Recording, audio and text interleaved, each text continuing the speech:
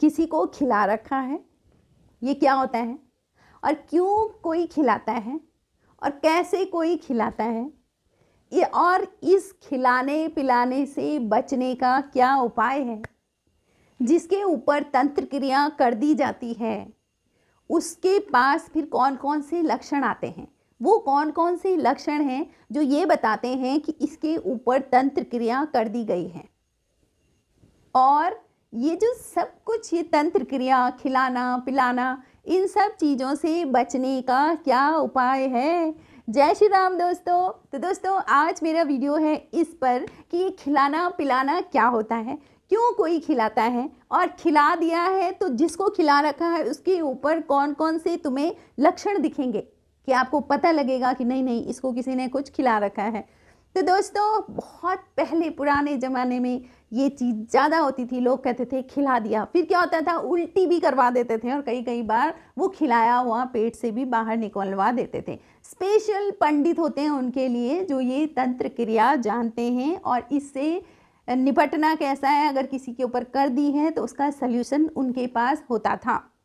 तो दोस्तों, रोज़ की तरह यदि आपको मेरा वीडियो पसंद आता है तो मेरे चैनल को सब्सक्राइब करें, मेरे वीडियो को लाइक करें और कमेंट ज़रूर करें। कमेंट में जय श्री राम लिखें। दोस्तों, राम हमारी ऊर्जा है। हम कोई भी काम कर रहे हैं तो उसमें राम तो है ही। जय श्री राम मतलब हम राम जी को पुकार लगाते हैं, हमेशा हम उनको पुकार लगाते हैं। तो दोस्तों, शुरू करते हैं आज का वीडियो। देखिए, इस ब्रह्मांड में दो तरह की एनर्जी होती है, शक्ति होती है। दो तरह की एनर्जी है, एक है पॉजिटिव और एक है नेगेटिव, सकारात्मक और नकारात्मक। तो जो सकारात्मक ऊर्जा होती है वो बनाने वाली होती है, कुछ अच्छा करके देगी और आप उस अच्छे से आपको खुशी देगी। और नकारात्मक डिस्ट्रक्टिव होगी, तोड़ेगी फोड़ेगी, नुकसान करेगी, शरीर का करेगी, किसी वस्तु का करेगी, रिश्ते का करेगी। तो नकारात्मक ऊर्जा क्या करती है, ख़त्म करती है चीज़ों को, नुकसान पहुंचाती है। और सकारात्मक और नकारात्मक ऊर्जा। तंत्र साधना अपने आप में भी एक विज्ञान है। एक्चुअली में जो तंत्र साधना और तंत्र क्रिया होती थी, वो जो विद्या है वो लोगों को सुख देने के लिए है। जब कोई व्यक्ति परेशान होता है और उसको कहीं से भी कोई फायदा नहीं मिलता है तो एक तंत्र क्रिया एक ऐसी चीज़ है जिससे कि लोगों को आराम मिलता है। लेकिन कुछ लोग बहुत ही गंदी प्रवृत्ति के होते हैं जो कि नकारात्मक ऊर्जाओं को भी अपने बस में कर लेते हैं। देखिए, हम कहते हैं ना कि मंत्र को सिद्ध करो। सिद्ध करो मतलब मंत्र के देवता से एनर्जी ले लो और तब चाहे उनसे कुछ करवा लो। लेकिन ये अगर हमारे देवता हमारे सात्विक हैं, सकारात्मक हैं, तो उस क्रिया से वो हमें सकारात्मकता देंगे। लेकिन अगर आपने भूत प्रेत की साधना की है, किसी नकारात्मक एनर्जी को सिद्ध कर दिया है, तो फिर वो नकारात्मक एनर्जी से वो काम करवा देते हैं कि किसी का नुकसान भी करवा देते हैं। तो इसको बोलते हैं तंत्र क्रिया।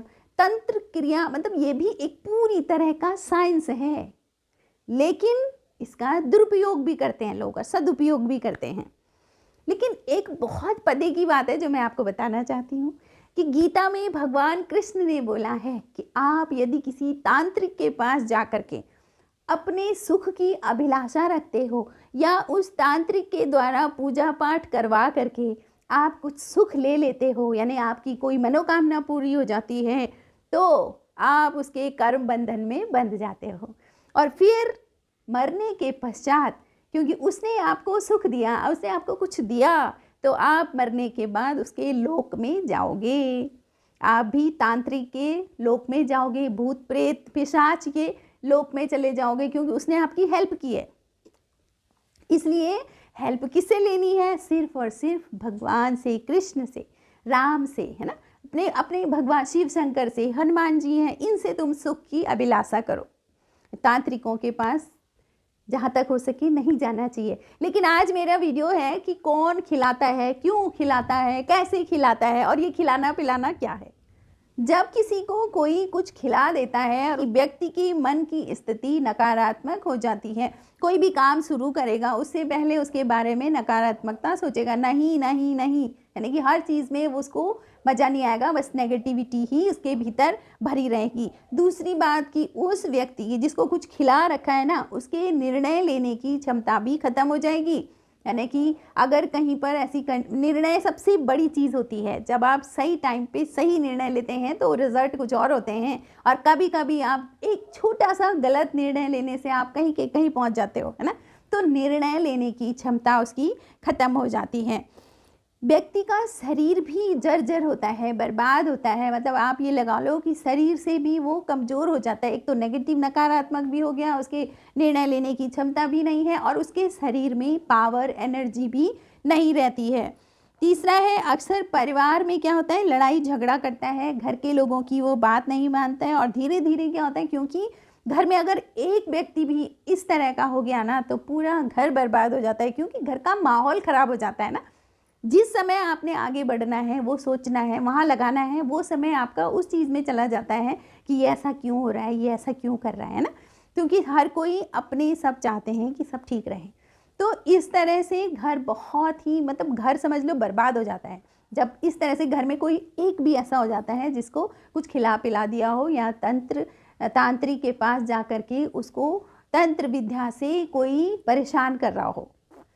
अब है कि ये खिलाना पिलाना तंत्र विद्या कौन करवाता है, कौन करता है ये सब कुछ, किसी के लिए कुछ करना, है ना, ये करता कौन है। तो देखो, सबसे पहली बात, जब तक आपके घर का ही कोई आदमी किसी उसमें इन्वॉल्व ना हो, बाहर का आदमी कुछ नहीं कर सकता। बाहर वाले को क्या पता आपके बारे में सारी चीज़ें, आपके लिए वही कर सकता है जो आपका बिल्कुल नियर एंड डियर हो, लेकिन आपको परख नहीं है, आपने पहचाना नहीं, तो वो ये काम करवा देता है। या तुम्हारा कोई अड़ोसी पड़ोसी है जो आपके बारे में बहुत अच्छे तरीके से जानता है, वही ये काम करवा सकता है। तो बाहर वाला आप पर जल्दी से कुछ काम नहीं करवा सकता है, क्योंकि उसको ज़्यादा आपके बारे में पता नहीं है।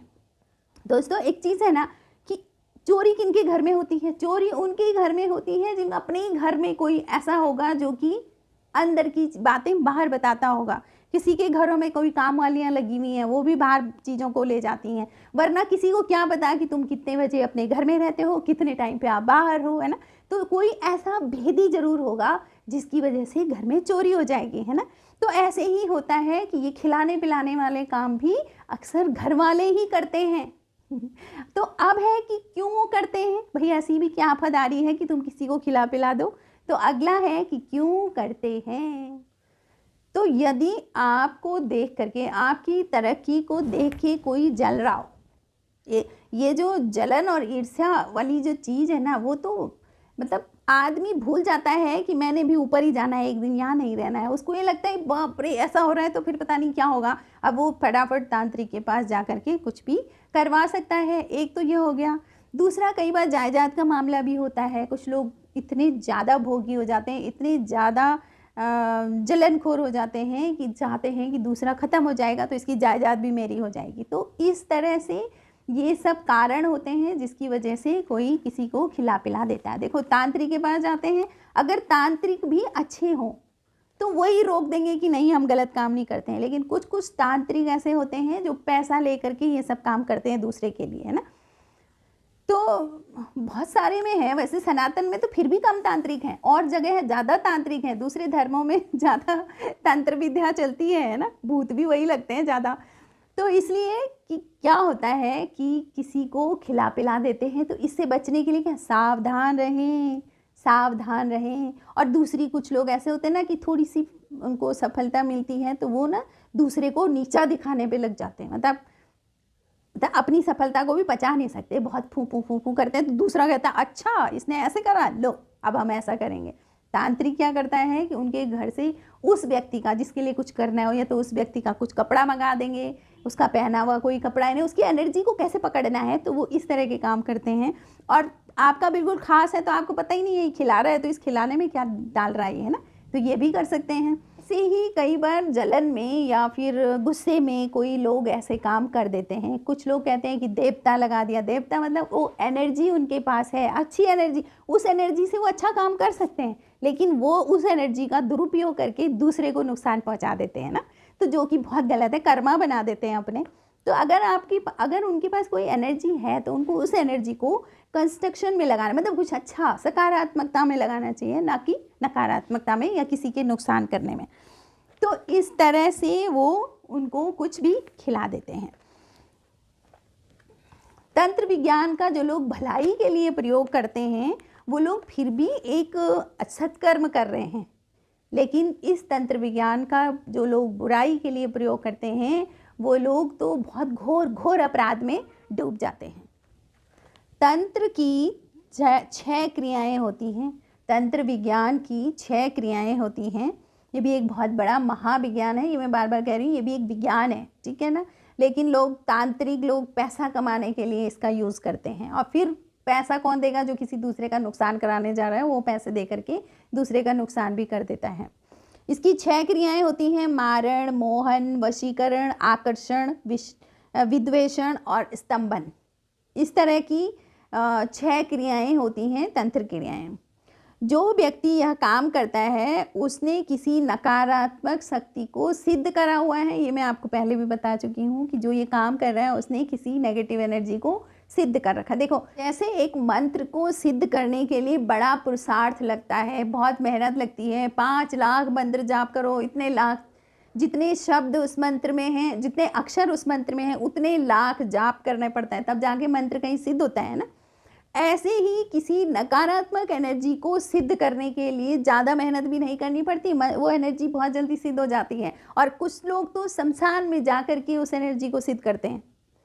वैसे तो डरावना ऐसा ही काम है भाई, शमशान में जाके भूत प्रेत रहते हैं ना, पता लगे एक भूत सामने खड़ा हो गया तो जैसे कैसे का तो हार्ट अटैक वहीं आ जाएगा।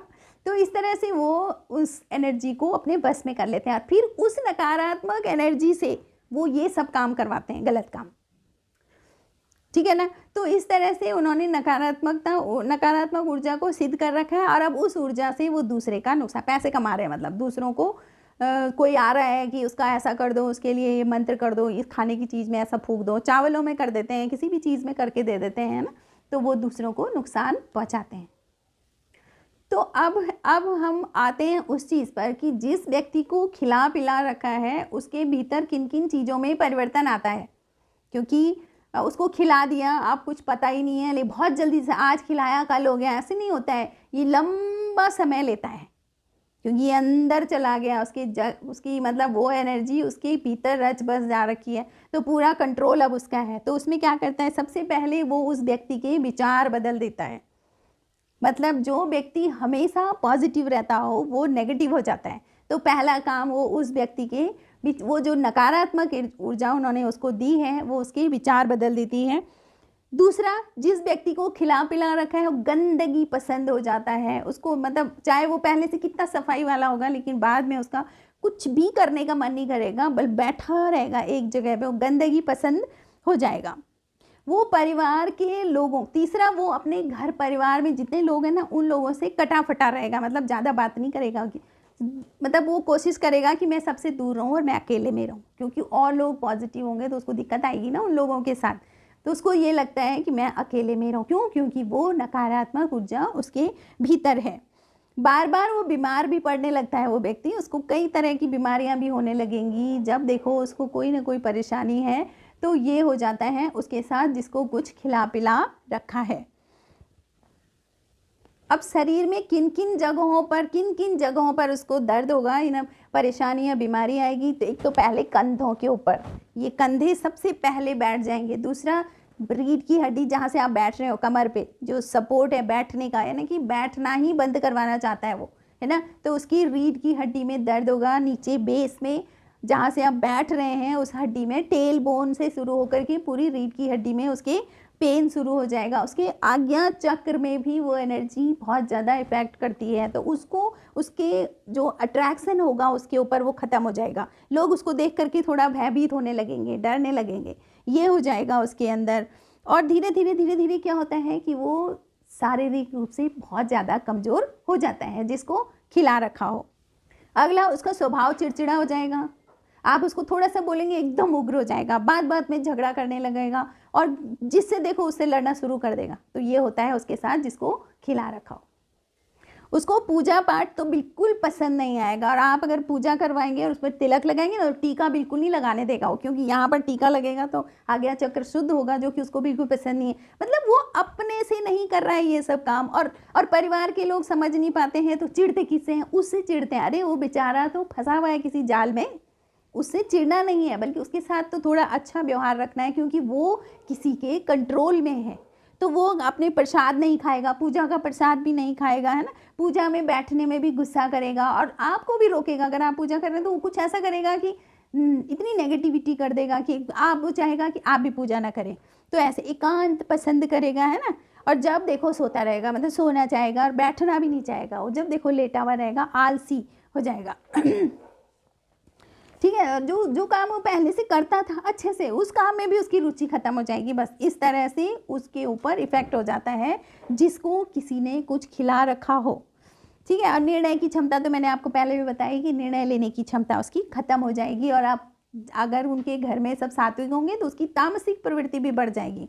उसको मांस, मीट वगैरह ये सब चीज़ें खाली, मदिरा के लिए उसका मन हो जाएगा। तो मतलब सारे काम समझ लो उल्टे उल्टे करने होते हैं। कौन? जिसको कुछ खिला रखा है। अब इलाज कैसे करें? अब हम आते हैं मेन मुद्दे पर। भाई इलाज कैसे? ये सब पता है, ये सब हो जाता है, बट इसका इलाज कैसे करें? देखिए, इलाज के लिए वैसे तो बहुत तरीके हैं, लोग उन्हीं के पास जाते हैं, फिर तांत्रिक के पास ही जाते हैं कि चलो आप ऐसा कुछ बताओ हमें। लेकिन सच बात यह है कि आप खुद से इलाज करें। कैसे? आप जिस भी इष्ट को मानते हैं उसका कोई मंत्र लीजिए। माना आप शिव भगवान को मानते हैं तो ओम नमः शिवाय आपने मंत्र ले लिया। इस मंत्र में 5 अक्षर हैं, पंचाक्षरी मंत्र है। तो इस मंत्र के 5 लाख जप करें पहले, और इस स्वयं जप करके इस मंत्र को सिद्ध करें। फिर आपको क्या करना है? 11 दिन तक 11 बार माला पर इस मंत्र को जाप करना है। जिस समय आप मंत्र का जाप करेंगे, आपने अपने सामने अब अपने पास 1 लोटा जल रखना है। आपने मंत्र जाप करा एक बार और उसके बाद उस जल में फूंक मारनी है। फिर आपने 2 बार मंत्र जाप करा, फिर फूंक मारी। ऐसे 11 बार आपने मंत्र जाप करा और उस पानी में फूंक मारते गए। उसके बाद वो जल अभिमंत्रित हो जाता है, बहुत भगवान शिव की ऊर्जा से वो बिल्कुल पॉजिटिव हो जाता है। और उसके बाद वो जल उसको पिलाते रहें, थोड़ा थोड़ा थोड़ा थोड़ा उसके पानी में उसके पीने के पानी में डाल दो उस जल को, और थोड़ा थोड़ा उसको वो जल पिलाएं। तो धीरे समय लगेगा आपको ये काम, या तो 21 दिन 51 दिन तक लगातार करना है।